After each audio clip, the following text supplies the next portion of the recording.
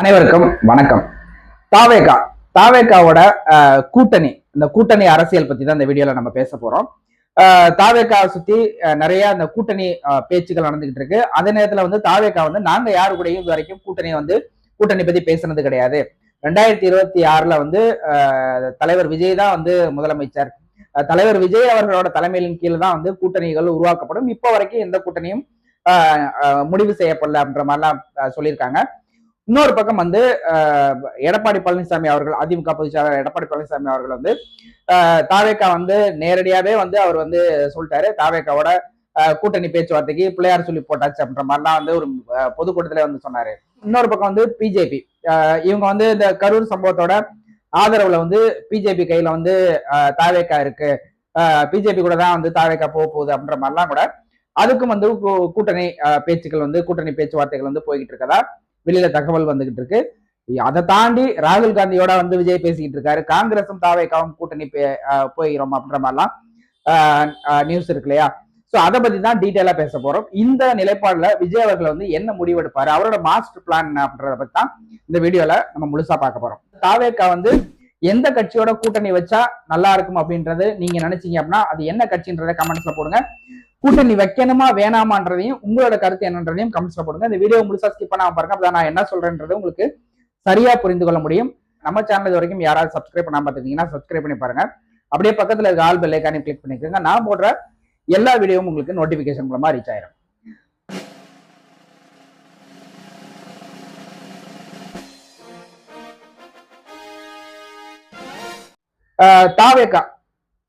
தாவேகா சுத்தி நிறைய விஷயங்கள் நடந்துகிட்டு இருக்கு. நம்ம கரூர் சம்பவத்தை பத்தி இதுக்கப்புறம் நம்ம பேச போறது கிடையாது. ஏன் அப்படின்னா கரூர் சம்பவத்துல பாதிக்கப்பட்ட மக்கள் விஜய்க்கு ஆதரவாகவும் விஜய்க்கு சப்போர்ட் பண்றவங்களா இருக்காங்க. விஜயும் ஒரு படி மேல போய் பாதிக்கப்பட்டவங்க குடும்பத்திலோட அவங்களோட காலில் விழுந்து மன்னிப்பு கேட்டதா பாதிக்கப்பட்டவங்களே சொன்னாங்க. வீடியோலாம் நம்ம நிறைய பார்த்திருப்போம், செய்திகள் வந்திருக்கு. ஸோ இதுக்கப்புறம் அந்த பிரச்சனையை பேசி நம்ம யாரோட மனசையும் புண்படுத்தணும் அல்லது யாரையும் டீக்ரேட் பண்ணணும் அப்படின்ற மாதிரிலாம் நமக்கு நோக்கம் கிடையாது. அரசியல் பார்வை நம்மளோடது என்ன அப்படின்றத பத்தி நம்ம இங்க பதிவு பண்றோமே தவிர இது இவருக்கு ஃபேவரிசம் அப்படின்ற மாதிரி நம்ம யாருக்கும் ஃபேவரிசம் காட்டுற சேனல் நம்மளது கிடையாது. அந்த மாதிரியான பேச்சுக்களும் என்னோடது இருக்காது. ஓகே, தாவேகா சுத்தி இந்த கரூர் சம்பவத்துக்கு பின்னாடி பாத்தீங்க அப்படின்னா கூட்டணிங்கிற அந்த ஒரு வழக்குல தாவேகா சிக்கி இருக்கு அப்படின்ற மாதிரிதான் வெளிப்படையாவே தெரிஞ்சது. எடப்பாடி பழனிசாமி அவர்களோட பொதுக்கூட்டத்தை, அதாவது பிரச்சார பயணத்தோட பொதுக்கூட்டங்கள் எல்லாம் பாத்தீங்க அப்படின்னா தாவேகாவோட கொடியை அசைச்சு பெரிய பெரிய கொடியா, அதாவது ஏடிஎம்கே கொடி சின்னதாக தான் இருக்கும், தாவேகா கொடி ரொம்ப பெருசாவே இருக்கும், அதை போக்கஸ் பண்ணாங்க. தாவேகா இங்க பாத்தீங்களா, எடப்பாடி பழனிசாமி அவர்களே சொன்னாங்க, இங்க பாத்தீங்களா தாவேகா தொண்டர்களே இதுக்கு பிள்ளையார் சொல்லி போடுறாங்க அப்படின்ற மாதிரிலாம் சொன்னாங்க. ஆனா அதுக்கப்புறம் 2வது 3வது இடத்துல எல்லாம் இந்த கொடியசைக்கு காமிக்கும் போது ஏடிஎம்கே டிஷர்ட் போட்ட ஒருத்தர் தாவேகா கொடியை வச்சிருந்தாரு அப்படின்ற ஒரு பயங்கரமான ஒரு பிம்பம் உடைஞ்சு போச்சு. சோ இதை எல்லாருமே விமர்சனம் பண்ணாங்க. எடப்பாடி பழனிசாமி அவர்களே ஏன் அப்படி இது பண்றாரு, ரொம்ப அதாவது விஜய்னு அலைகிறாரு அப்படின்ற மாதிரி. ஏன் விஜயோட கூட்டணி வேணும், விஜயோட கட்சி கூட்டணியில சேரணும் அப்படின்ற மாதிரி எடப்பாடி பழனிசாமி விரும்பினார் அப்படின்னு பாத்தீங்க அப்படின்னா எடப்பாடி அவர்களுக்கு பிஜேபி கூட கூட்டணி இருக்கிறது எந்த காலத்திலுமே அவருக்கு விருப்பம் இல்லாத ஒரு கூட்டணியா தான் இருந்துகிட்டு இருக்கு. சில நிர்பந்தங்கள், சில கட்டாயங்கள் பேர்லாம் எடப்பாடி பழனிசாமி அவர்கள் பிஜேபியோட கூட்டணி வச்சிருக்காரு. இது எந்த நேரம் வேணாலும் வெளியில வர முடியும் அப்படின்ற அந்த ஒரு நம்பிக்கை அவருக்கு இருந்துகிட்டே இருக்கு. அதுக்கான சாத்தியக்கூறுகளும் இருக்கு. ஏன் அப்படின்னா ஒரு பக்கத்து டிடிவி தினகரன் வெளியில போயிட்டாரு, ஓபிஎஸ் தனியா பிரச்சனை பண்ணிட்டு இருக்காரு, சசிகலா மேடம் தனியா இல்ல நாங்க ஏடிஎம்கே மீட்டு கொண்டு வந்துருவோம்ன்ற மாதிரி சொல்லிருக்காரு. இன்னொரு பக்கத்து செங்கோட்டை, இந்த மாதிரி ஏடிஎம்கேல ஒரு பிரச்சனை போய்கிட்டு இருக்கு. பிஜேபி நினைச்சா எடப்பாடி பழனிசாமியை தூக்கிட்டு இவங்களெல்லாம் உள்ள கொண்டு இவங்க தான் ஏடிஎம்கே அப்படின்னு சொல்லிட்டு ஒரு ஒரு சம்பவத்தை நிகழ்த்த முடியும் அப்படின்ற அந்த சக்தியில தான் பிஜேபி இருக்காங்க. அப்படி ஒரு சூழ்நிலை வந்துருச்சுன்னா நமக்கு செல்வாக்கெல்லாம் போயிடும், நம்மளோட அரசியல் வாழ்வு காணாம போயிடும் அப்படின்ற மாதிரி எடப்பாடி பழனிசாமி அவர்கள் நினைக்கிறதா. விஜய் எப்படியாவது நம்ம கூட்டணிக்களை கட்சிக்குள்ள கூட்டுறணும் அப்படின்ற மாதிரி நினைக்கிறாரு. ஒருவேளை விஜய் எடப்பாடி பழனிசாமி அவர்களோட சேர்ந்துட்டாரு, அதாவது கூட்டணிக்கு சேர்ந்துட்டாரு அப்படின்ற மாதிரி இருந்ததுன்னா பிஜேபி தூக்கி எறியதுக்கு முன்னாடி எடப்பாடி அவர்களே வந்து பிஜேபி வந்து ஒரு தீய சக்தி, பிஜேபி வந்து தமிழ்நாட்டுக்கு தேவையில்லை அப்படின்னு சொல்லிட்டு எடப்பாடி பழனிசாமி அவர்களே வந்து தனியா வந்துருவாரு அப்படின்ற ஒரு நம்பிக்கை எனக்கு இருந்துகிட்டே இருந்தது. ஆனா இப்போ வரைக்கும் அது உறுதி செய்யப்படாத ஒரு தகவலா தான் இருக்கு. இத வந்து இந்த கரூர் சம்பவம், அதோட மக்கள் பாதிக்கப்பட்டவங்களோட மீட்டிங் அதெல்லாம் பண்ண பின்னாடி வந்து தாவேக்காவோட பேச்சாளர்கள், கொள்கை பரப்பு செயலாளர்கள், அப்புறம் வந்து தாவேக்காவோட 2ஆம் கட்ட தலைவர்கள், அவங்க எல்லாருமே ஒட்டுமொத்தமா வந்து நாங்க அதிமுகவோட கூட்டணி போறதுக்கு ரெடியா இல்ல. ரெண்டாவது வந்து பிஜேபி வந்து எங்களுக்கு வந்து கொள்கை எதிரி தான் அப்படின்ற மாதிரி வந்து தெளிவா சொல்லிட்டாங்க. கூட்டணி பேச்சுவார்த்தைக்கு இடமே கிடையாது. 2026 வந்து விஜய் அவர்கள் தான் முதலமைச்சர், அவரோட தலைமையில் கீழே தான் கூட்டணி இருக்குன்றத நாங்க ஒரு மாசத்துக்கு முன்னாடி என்ன சொன்னோமோ அதே தான் இப்பவும் சொல்றோம். இந்த ஒரு மாச காலத்துல நாங்க எந்த பின்னடைவும் எந்த உள்கணக்குகளும் நாங்க வந்து போடல அப்படின்றத மீடியாக்களுக்கு முன்னாடியே தெளிவுபடுத்திட்டாங்க. இப்போ பிஜேபி என்ன நினைக்கிறாங்க அப்படின்னு பாத்தீங்க அப்படின்னா, இப்போ சிபிஐ கிட்ட கேஸ் இருக்கு. சிபிஐ நினைச்சா வந்து யார வேணாலும் வந்து குற்றவாளி அப்படின்றத ஈஸியா சொல்ல முடியும் அப்படின்றதான் நான் பாக்குறேன். தாவேக்காவோட முழு தவறுனாலதான் இந்த சம்பவம் நடந்ததுன்றது சொல்ல முடியும். இல்ல அப்படின்னா காவல்துறை அல்லது தமிழ்நாடு அரசு இவங்கதான் வந்து முழுக்க காரணம், இதுல வந்து தாவேக்காவுக்கு சம்பந்தம் கிடையாதுன்றதையும் சொல்ல முடியும். ரெண்டுல எப்படி வேணாலும் நடக்கலாம், இப்படியும் நடக்கலாம். ரெண்டும் நடந்தாலுமே வந்து அதுல வந்து ஒரு சில அதாவது முலாம் பூசப்பட்ட பொய்கள் இருக்குன்றதுதான் நான் பாக்குறேன். ஒருவேளை உண்மை சம்பவம் வந்து தாவேக்காக்கு ஆப்போசிட்டா இருக்கு அப்படின்னா, தாவேக்காக்கு எதிராக இருக்கு, தாவேக்கா தரப்புலதான் அதிக தவறுகள் இருக்கு அப்படின்ற மாதிரி சிபிஐ வந்து கண்டுபிடிச்சிட்டாங்க அப்படின்ற மாதிரி இருந்தது அப்படின்னா, அந்த ரிப்போர்ட்டை வச்சு பிஜேபி வந்து விஜய் மிரட்டுறதுக்கு வாய்ப்புகள் இருக்கு.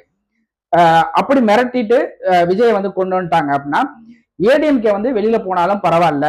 ஏன் அப்படின்னா, ஏடிஎம்கேன்ற இன்னொரு அணி இருக்காங்க இல்லையா, சசிகலா, டிடிவி தினகரன், ஓ பன்னீர்செல்வம், அப்புறம் வந்து செங்கோட்டையன், இவர்கள் எல்லாருமே சேர்ந்து ஒரு ஓட்டை வந்து ஏடிஎம்கேட ஓட்டை வந்து பிரிச்சு கொண்டு வந்து பிஜேபி கூட்டணிக்கு வந்து கொண்டு வந்துருவாங்க அப்படின்ற அந்த பிஜேபியோட கணக்கம் வந்து இன்னொரு பக்கம் போய்கிட்டு இருக்கு. இப்ப கூட வந்து என்ன சொல்றாங்க அப்படின்னா, தேர்தலுக்கு இன்னும் 6 மாசம் இருக்கு, இந்த 6 மாசத்துல என்ன வேணாலும் நடக்கலாம் அப்படின்ற மாதிரிலாம் சொல்றாங்க இல்லையா. அதுக்கு காரணமே வந்து இந்த பிரச்சனை தான். இதுல விஜய் அவர்கள் வந்து எப்படி செயல்பட போறாரு, என்னெல்லாம் பிளான் பண்ணுவாரு அப்படின்ற மாதிரி நான் நினைக்கிறேன் அப்படின்னு பாத்தீங்க அப்படின்னா, விஜய் அவர்கள் வந்து ரெண்டு பக்கத்துமே போறதுக்கான வாய்ப்புகள் வந்து ரொம்ப குறைவு. ஏன் அப்படி சொல்றேன் அப்படின்னா, இந்த கரூர் சம்பவத்துக்கு அப்புறம் இந்த ஒரு மாச இடைவெளிக்கு அப்புறம் வந்து பாத்தீங்க அப்படின்னா, விஜய் வந்து இறங்கி அடிக்கிறாரு அப்படின்ற மாதிரி சொல்றோம்.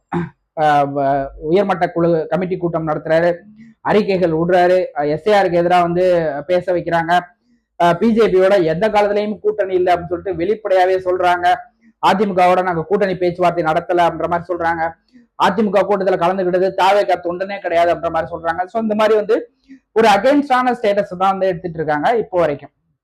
ஸோ இது வந்துதான் விஜயோட நிலைப்பாடு அப்படின்ற மாதிரி. இதுக்கு பின்னாடி இருக்க அரசியல் காரணங்கள் என்னவா இருக்கும் பாத்தீங்க அப்படின்னா, விஜய் வந்து ஒரு ஊழலை எதிர்க்கிற ஒரு புதிய மாற்றத்தை கொண்டு வர தலைவரா தன்னை முன்னிலைப்படுத்திக்கணும் அப்படின்னா, இந்த கட்சிகளோட கூட்டணி போனா கண்டிப்பா வந்து அவருக்கு ஒரு கெட்ட பேர் வரும். ஏடிஎம்கேங்கிறது ஊழல் பண்ணாத கட்சி கிடையாது, பிஜேபிங்கிறது ஊழல் பண்ணாத கட்சி கிடையாது. ஸோ இவங்க பிஜேபி வந்து தமிழ்நாட்டுக்கே வந்து ஒரு முரணான கட்சி, தமிழ்நாட்டு கொள்கைகளுக்கும் தமிழ்நாட்டு பாரம்பரியத்துக்கும் தமிழ்நாட்டு சித்தாந்தங்களுக்கும் கொள்கை முரணான கட்சி அப்படின்றது தமிழ்நாட்டில் இருக்க எல்லாருக்குமே தெரியும், எக்ஸப்ட் பிஜேபி. ஸோ அப்போ வந்து பிஜேபி கூட கூட்டணி ஒருவேளை வச்சாரு அப்படின்னா, அது வந்து விஜயோட அரசியல் வாழ்க்கையே வந்து ஒரு சூன்யமாக்கிரும் அப்படின்றதுதான் நான் பாக்குறேன். இதே கருத்தை தான் வந்து இது என்னோட தனிப்பட்ட கருத்து. இதே கருத்தை தான் அண்ணன் டிடிவி தினகரன் அவர்களும் சொல்லியிருந்தாங்க. ஒருவேளை ஆனா டிடிவி தினகரன் வந்து பிஜேபி கூட சொல்லல, அதிமுகவோட சேர்ந்துட்டாரு அப்படின்னா விஜய் வந்து அரசியல் தற்கொலைக்கு சமம் அப்படின்ற மாதிரி சொல்லியிருந்தாரு. சோ அதேதான் அதிமுகவோட கண்டிப்பா வாய்ப்பே கிடையாது. அப்படியே சேர்ந்தாலும் அங்க முதலமைச்சர் வேட்பாளர் யார் அப்படின்ற ஒரு பெரிய போட்டி வரும். எடப்பாடி பழனிசாமி அவர்கள் துணை முதலமைச்சர் போஸ்டிங் வேணா நீங்க எடுத்துங்க, முதலமைச்சர் நான் அப்படின்ற மாதிரி நிற்பாரு. நாங்க துணை முதலமைச்சர் ஆகிறதுக்கு உங்களுக்கு ஏன் வந்து நாங்க பாடுபடணும், எனக்கு ஒரு பெரிய கூட்டம் இருக்கு, என்னோட ரசிகர்களும் என்னோட தொண்டர்களும் என்னைய விரும்புற மக்களும் வந்து பொதுமக்களும் விஜய் வந்து முதலமைச்சர் ஆனா நல்லா இருக்கும் அப்படின்றதான் பாக்குறாங்களே தவிர விஜய் துணை முதலமைச்சர் ஆனா நல்லா இருக்குன்னு பாப்பாங்க அப்படின்ற மாதிரி யாருமே நினைக்கல அப்படின்றதான் விஜயோட நிலைப்பாடா இருக்கும். சோ அப்ப வந்து ஒரு துணை முதலமைச்சர் போட்டிக்காக ஒரு துணை முதலமைச்சர் ஒரு துணை முதலமைச்சர் பதவிக்காகவா நம்ம வந்து ஒரு கூட்டணியை வைக்கணும் அப்படின்ற மாதிரி ஒரு பெரிய கேள்வி இருக்கு விஜய்க்குள்ள. திமுகவை எதிர்க்கணும். திமுகவை எதிர்க்கணும்னா கூட்டணி சேர்ந்துதான் எதிர்க்கணுமா அப்படின்ற ஒரு அவசியம் கிடையாது. இதுக்கு ரொம்ப காலமாவே ஒரு 10-15 வருஷமாவே இருக்கிற சிறந்த உதாரணம்னு கேட்டீங்க அப்படின்னா நாம் தமிழர் கட்சியோட சீமான். சீமான் அவர்கள் பாத்தீங்கன்னா இப்ப வரைக்கும், அதாவது 2026 வந்து கன்ஃபார்ம் பண்ணாரு, 2026 வரைக்கும் நான் எந்த கட்சியோடையும் கூட்டணி கிடையாது அப்படின்னு சொல்லிட்டு ஒரு கூட்டணியே இல்லாம ஒரு அங்கீகரிக்கப்பட்ட கட்சியா வந்திருக்காரு. அவர் எல்லாமே சொல்லுவாங்க, இது வந்து ரொம்ப ஸ்லோவா நகர்ந்து போயிட்டு இருக்கு, இந்நேரம் வந்து யாரோட கூட்டணி வச்சிருந்தா ஒரு 2 எம்எல்ஏ 3 எம்எல்ஏ ஒரு 2 எம்பி அந்த மாதிரி எல்லாம் வாங்கியிருக்கலாம்ன்ற மாதிரி. அதை சீமான் அவர்கள் கண்டிப்பா அறவே தவிர்க்கிறாரு. அவரோட பேச்சுக்கள்லாம் நீங்க எல்லாருக்குமே தெரியும். கூட்டணிங்கிறது போறது வந்து தற்கொலைக்கு சமம், நான் கூட்டணி சேர்றதுக்காக நான் கட்சி ஆரம்பிக்கலாம்ன்ற மாதிரி அவரோட நிலைப்பாடுல வந்து அவர் தெளிவா இருக்காரு. அந்த நிலைப்பாட விஜய் அவர்கள் எடுத்தாருன்னா விஜய் அவர்களுக்கு இப்ப இருக்கிற மாஸ் வந்து இப்ப இருக்க அந்த நம்பிக்கை வந்து இன்னும் அதிகரிக்கும் அப்படின்றதான் என்னோட பார்வையா இருக்கு. இதைத்தான் வந்து விஜய் அவர்களும் யோசிச்சுக்கிட்டு இருக்கலாம். ஏன்னா பிஜேபி பக்கம் போனா தமிழ்நாடு மக்கள் நமக்கு எதிராக திரும்புவாங்க. அது விஜய் ரசிகர்களாகட்டும் யாரா வேணாலும் இருக்கட்டும், தமிழ்நாடு மக்களே வந்து விஜய்க்கு எதிராக திரும்புவாங்க. ஏடிஎம்கே சைடு போனோம்னா டிஎம்கே வந்து அடிக்கிறதுக்கு இன்னொரு பயங்கரமான ஒரு பெரிய சம்மட்டியெல்லாம் ரெடி பண்ணுவாங்க. பாத்தீங்களா, ஏடிஎம்கே வந்து போயிட்டாங்க, ஏடிஎம்கேவோட வரலாறு என்ன, ஏடிஎம்கே ஊழல் கட்சி, ஊழல் பண்ணி ஜெயிலுக்கு போன தலைவர்கள் இருந்த கட்சி, ஊழல் பண்ணி ஜெயிலுக்கு போன முதலமைச்சர் இருந்த கட்சி அப்படின்ற மாதிரிலாம் வந்து பயங்கரமா வந்து பேசுவாங்க. அந்த எதிர்வினைகளை வந்து விஜயால தாங்க முடியுமா அப்படின்றதும் ஒரு பெரிய கேள்வியா இருக்கு. சோ விஜய் அவர்கள் என்ன முடிவு எடுக்கணும் அப்படின்றது என்னோட கருத்தா இருக்கு அப்படின்ற மாதிரி நீங்க பாத்தீங்க அப்படின்னா, விஜய் அவர்கள் வந்து எந்த கட்சிக்குமே வந்து கூட்டணிக்கு போகாம அவர் தனித்தே நின்று தன்னுடைய பலம் என்ன என்பதை இந்த தேர்தலை வந்து அவர் தெரிஞ்சுக்கணும். அது முதலமைச்சராகட்டும் அல்லது எதிர்கட்சி வரிசையில இருக்கட்டும் அல்லது எல்லா இடத்துலயுமே டெபாசிட் கூட இல்லாம போகட்டும், அது வந்து தேர்தலோட முடிவுகளுக்கு பின்னாடி தெரியும். அது மக்கள் கையில தான் இருக்கு. மக்கள் கையிலையும் அவர் நம்புற அரசியல் அவரோட தொண்டர்கள் கையிலையும் அவரோட ரசிகர்கள் கையிலும் தான் இருக்கு. சோ அதை வந்து நம்ம சொல்ல முடியாது. இது 3ல எது வேணாலும் நடக்கலாம். 1 2026 வந்து விஜய் அவர்கள் வந்து முதலமைச்சர் ஆகலாம், 2வது வந்து எதிர்கட்சி தலைவராகலாம், விஜயகாந்த் மாதிரி எதிர்கட்சி தலைவராகலாம். அப்படி இல்லை அப்படின்னா எல்லா இடத்துலயுமே டெபாசிட் இல்லாம கூட இருக்கலாம். விஜய் என்ற ஒரே ஒரு அந்த கேண்டிடேட் மட்டும் ஜெயிக்கிறதுக்கான வாய்ப்புகள் இருக்கும். சோ இதெல்லாம் கணக்கு பண்ணி பார்த்தா இந்த கூட்டணி அப்படின்றதுல இந்த 3க்குமே வந்து கூட்டணிங்கிறது ஒரு பெரிய தடையா இருக்கும் அப்படின்றதா என்னோட பார்வையா இருக்கு. விஜய் அவர்களும் இதை கண்டிப்பா பயங்கரமா ஆழமா சிந்திச்சிருப்பாரு. அவரை சுத்தி இருக்கவங்களும் இதே வந்து வலியுறுத்தி இருந்தாங்க அப்படின்னா தாவேகா வந்து 2026 ஒரு புதிய மாற்றத்தை கொண்டு வரும் தேர்தல் அப்படின்றதுல எந்த விதமான சந்தேகமும் கிடையாது. என்னோட கருத்து இதுதான். உங்களோட கருத்து என்ன அப்படின்றத கமெண்ட் செக்ஷன்ல போடுங்க. வேற ஒரு வீடியோல நம்ம மீட் பண்ணுவோம். நன்றி.